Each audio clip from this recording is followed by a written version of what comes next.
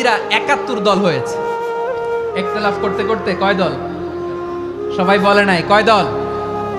ওয়াফতারাকাতিন নাসারা আলা ৭২ ফিরকা। আর নাসারারা হয়েছে ৭২ দল। আওয়াজ করে বলুন তো কয় দল?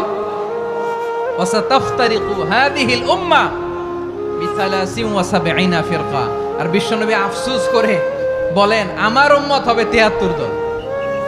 ইহুদি ৭১ দল, নাসারা ৭২ দল, আর আমার উম্মত বুঝে থাকলে আওয়াজ করে বলেন। বিশ্বনবী বলেছেন আমার উম্মত ভাগ হবে কয় দলে? কুল্লুহা ফিন্নার, সব জাহান্নামে যাবে, ইল্লা ওয়াহিদা, একটা দল ছাড়া। সাহাবারা বললেন মান হিয়া ইয়া রাসূলুল্লাহ, সেই নাজাত প্রাপ্ত জান্নাতি দল কোনটা? আপনি কি আমাদের বলবেন না? আপনি মেহেরবানি করে একটু বলে দেন তারা কারা?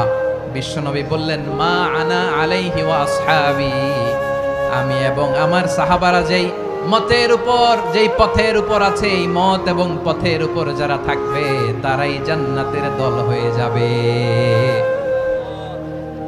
যারা আমার মত, আমার সাহাবীর মত এবং পথ অনুসরণ করবে তারাই জান্নাতে যাবে। তাহলে প্রিয় ভাইয়েরা, আমরা কি আর ইখতিলাফ করব? কাদা ছোড়াছুরি করব?